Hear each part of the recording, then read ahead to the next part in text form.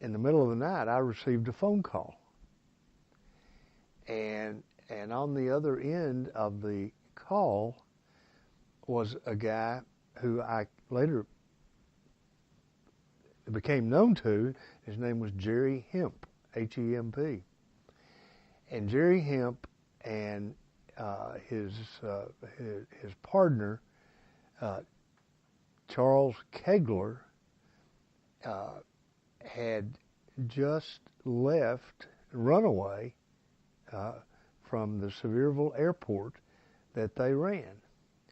And Kegler wanted to hire me because they had just been busted for bringing in 612 pounds of pure cocaine into the Sevierville airport. And so and this call just came out of the middle of the night.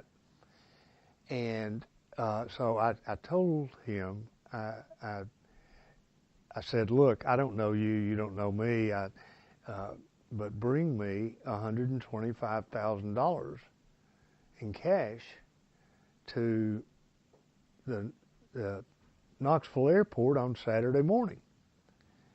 And these guys were on the run. I picked up the newspaper the next day, and the TBI and the feds had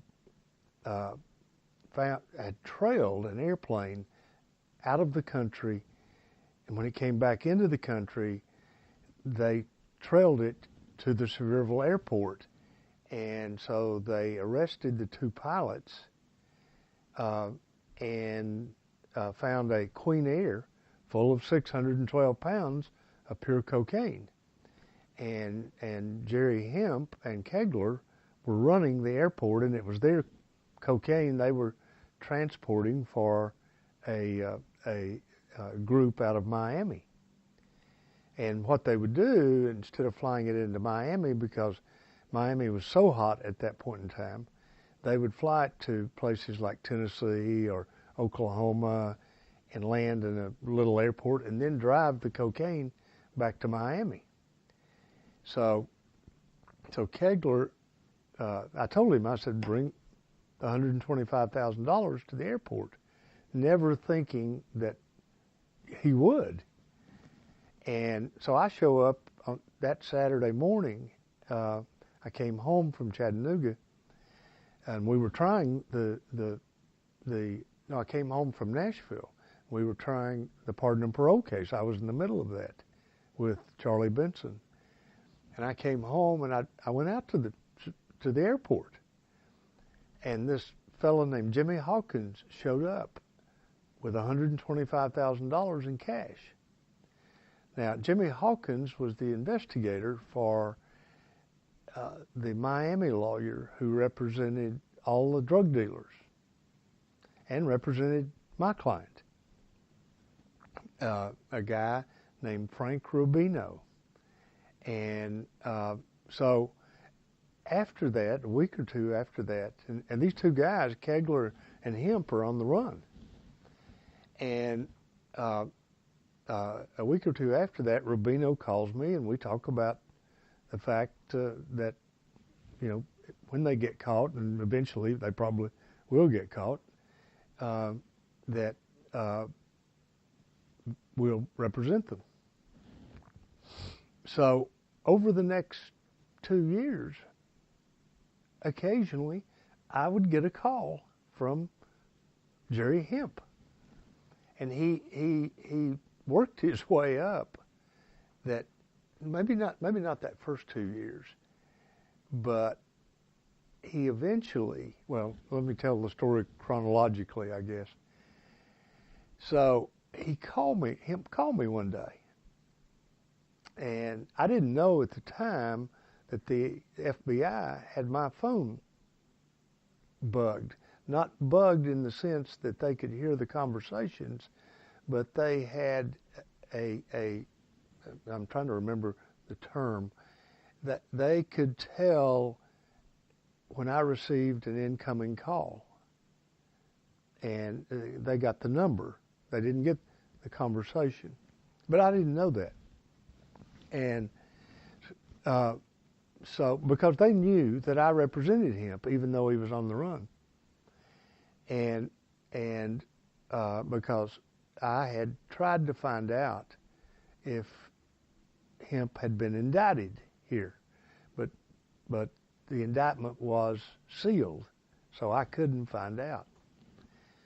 So Hemp says to me, he said, I want you to come to Miami and sit down with my Miami lawyer. And I agreed. And so I fly to Miami on a Friday night, and I take my best friend and another guy with me. And we were going to sort of make a weekend out of being in Miami. And I'm expecting to be picked up by the lawyer who I'm supposed to meet. And we get to Miami, and we'd had a few drinks on the airplane. I mean, it's Friday night, and so we get to Miami and look around in the airport, and there's nobody there to pick us up. And this was 1981, I guess, 82 maybe 83. Might have been later than that, because at that point in time, I'm divorced from my first wife. And so we look around, and there's nobody there to pick us up. And all of a sudden, I get a page. And I go over and pick up the telephone, and it's Jerry Hemp. And I said, now here's a guy that every DEA agent in the world is looking for. And I said, where are you? And he said, turn around. And he was at the next phone. I'd never met him.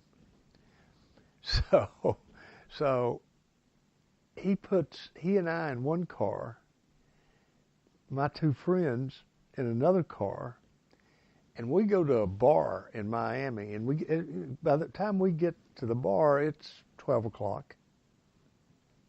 And his MO would be that he would really sort of take over a bar and spend so much money that everybody knew him.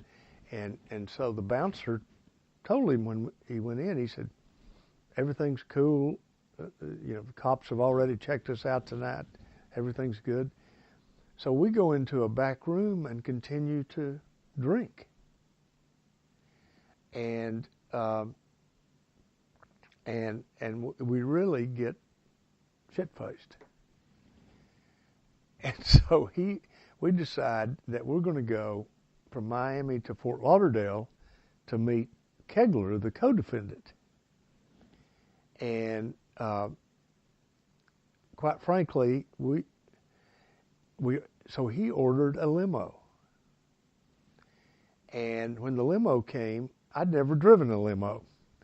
So of course I was drunk, and all of us were, and I demanded to drive the limo. So the limo driver gets in the back with Hemp, who everybody's looking for, and my two buddies.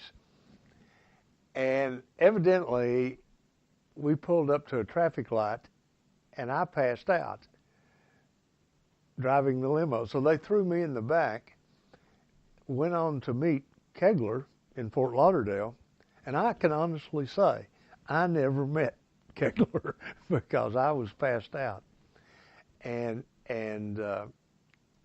so they met Kegler, and the next day we get back to our rooms, and the next day we get back on an airplane and come home because I was so hungover I just wanted to go home. And so some months after that, one of the pilots who had been arrested the night of the bust was Kegler's son. And so the rumor was that Kegler was going to turn himself in and just spill the beans on everybody. And at some point in time after that, they found Kegler's head in the Miami Bay, and of course, obviously, somebody had severed his head from his body, and then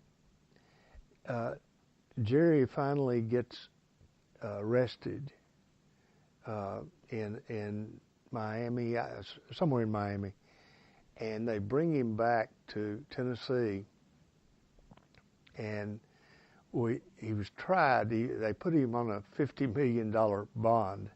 He was tried in front of my friend Judge Kenneth Porter in Sevier County, and the trial was really funny. It's the only trial I've ever been in where at recess people would fill in to get a better seat, and so the Miami lawyer and I tried the case, and we had no defense. Really, when Jerry got caught, he had 500 pounds of cocaine with him. The government had the airplane that was full of cocaine back in the original bust. The two pilots pled guilty and took 20 years, and testified against us. And our defense was that the pilots were just lying. And so we go to trial. And Jerry Hemp was an interesting character. He was very, very smart. And he looked like Grizzly Adams. Remember the guy on TV with the beard? And that's about the time Grizzly Adams was on TV. And he looked a lot like him. And he was very charismatic. And but I asked him one time, did he kill Kegler? And he said no, he had nothing to do with, and of course they asked him that at the trial too. He had nothing to do with Kegler's death. But during the trial, and the Sevier County courthouse has a unique layout. You actually, when you're asking questions of a witness, you've got your back to the jury. So you can't see the faces of the jurors while you're asking questions, or even if you're sitting at your table.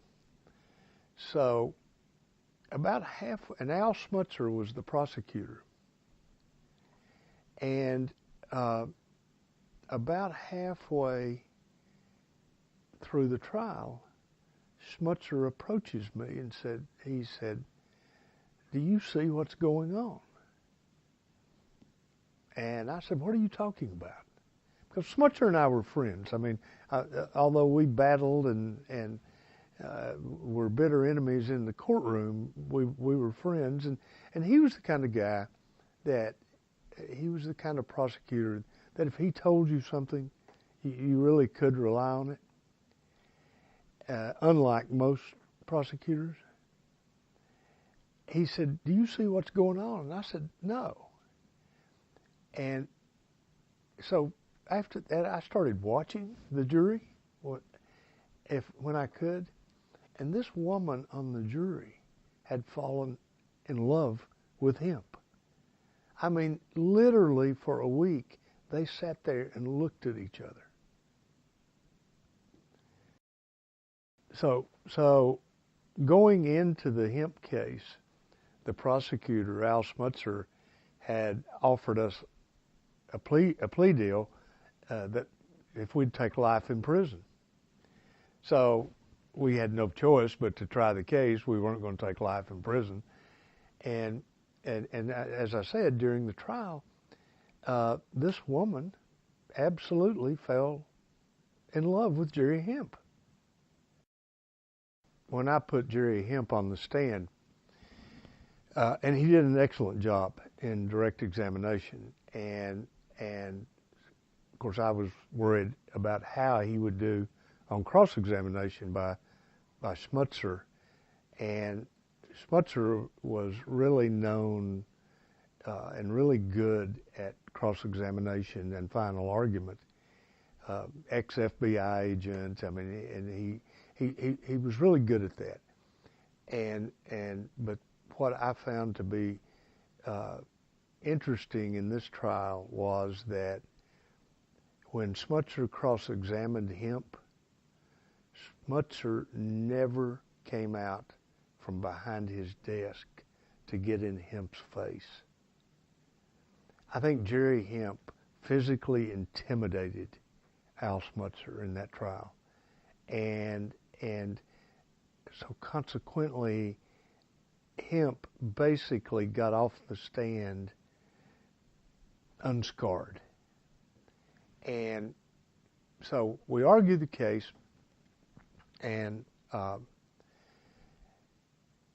jury goes out.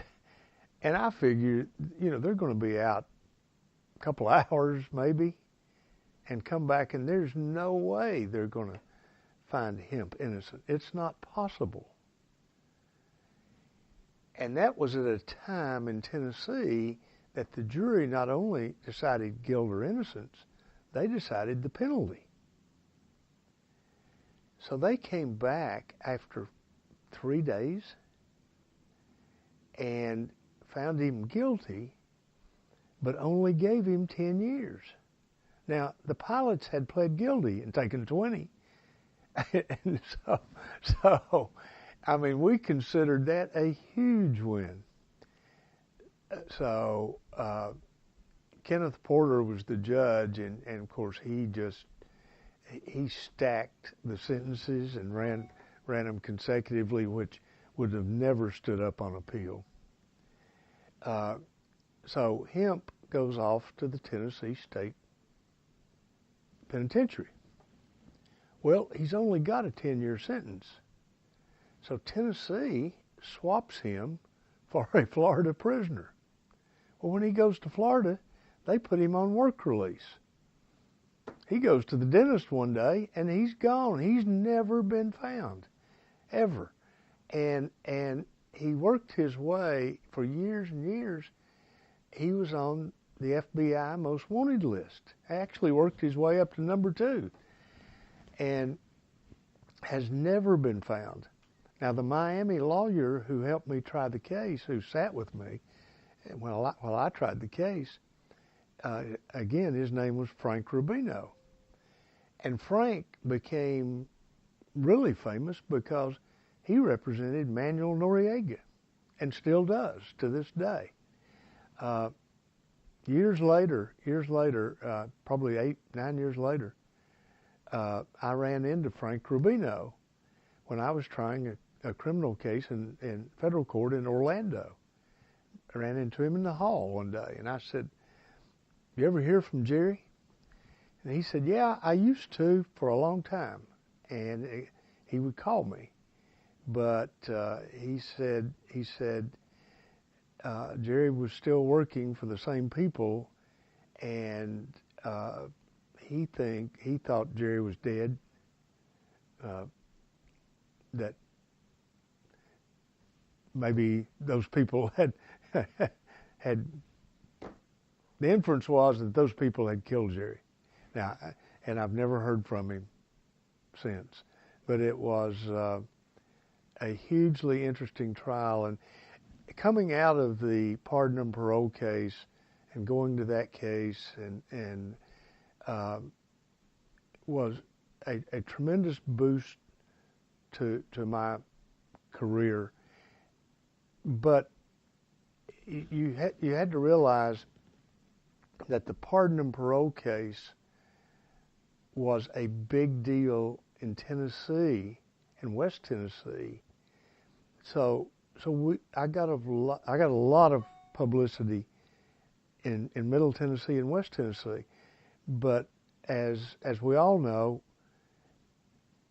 there's not much publicity, and especially back then, that got to East Tennessee. So when I came back to East Tennessee, my practice was still a white-collar criminal practice, basically in Tennessee, and it had to give a boost to my career, but I really, it didn't affect it as much. The pardon and parole case didn't affect my career as much as I thought it would. I don't think.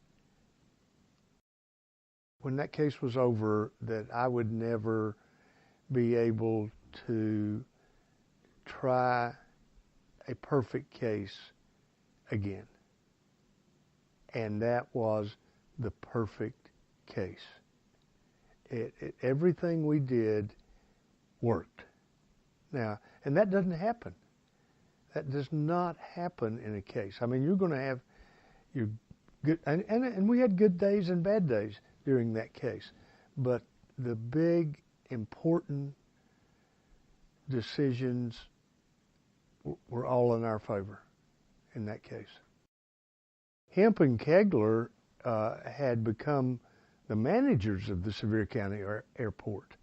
So when the plane landed, I mean, that was nothing unusual. But what was really unusual about that day, when the plane landed and the two pilots get out of the airplane, and the two pilots leave and go to Pigeon Forge and to their room, and the plane is actually sitting on the runway with the cocaine in it. And they didn't know, Hemp and Kegler didn't know at the time, that the government was in an airplane tailing them, but they were 30 minutes behind the cocaine airplane. Well, the government radios to the TBI and tells the two TBI agents to go to the Sevierville airport, but they don't tell them what is about to happen or has happened. So these two TBI agents walk into the Sevierville airport and just sit down, and Hemp gives them a cup of coffee in the little waiting room or whatever, and they're just, the TBI agents are just sitting there. And it turns out the two TBI agents were Bob Denny and David Davenport, who were friends of mine. And Davenport later becomes the sheriff in Jefferson County for years, and Denny goes on to become, I think, the head of the FBI, TBI. But they were just sitting there. And so when the government plane landed, Hemp and Kegler get scared and run away and get away. And I asked Hemp later, I said, why didn't you just get in the airplane and fly it away before the plane got there? Because they knew the plane, I guess they knew the plane was coming in, the government plane was coming in. And I said, why didn't you just kill Denny and Davenport? And he had an Uzi under the counter. And now Hemp was a mean son of a bitch. And he said, you know, if I had it to do over again, I would. He said, but Kegler got scared and we just ran away. But he said, if I had to do over again, I would have killed them.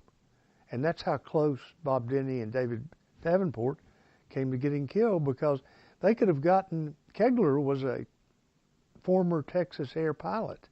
All they had to do was get in the airplane and leave. And they didn't. And of course, Denny and Davenport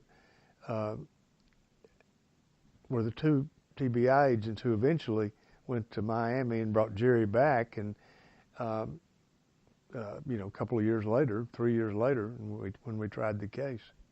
But that's how close they came to getting killed. We're talking about jury trials and why you like jury trials, and if let's use Butch and Rufus as an example. If that case had been tried to a judge, technically there was no question that Butch was guilty of first-degree murder, premeditated first-degree murder. And the judge probably couldn't have or wouldn't have taken into account why Butch killed Rufus. But the jury, being people who can take the facts into account, and I'm not saying a judge couldn't, but the jury being able to just be regular people, look at the facts, and see why Butch Hall killed Rufus Grooms. Because he had to. And if he hadn't killed him, Rufus would have killed him or a member of his family. And that's why I enjoy trying jury cases, because, like the Hemp case, Hemp was guilty, Hemp was guilty, but he didn't deserve a life sentence. And the jury saw that. They found him guilty, but gave him a sentence that he probably did deserve. And it's quite interesting, after Jerry Hemp got 10 years, the government then lowered the pilot's sentences to 10 years. And they'd given them 20 years earlier. So the juries do make sense at the end of the day. And do I enjoy jury trials? Better than a fat hog loves slop. I mean, I love to try a case. I don't get too much anymore in the class action world, but occasionally I'll try a criminal case because it's what I do.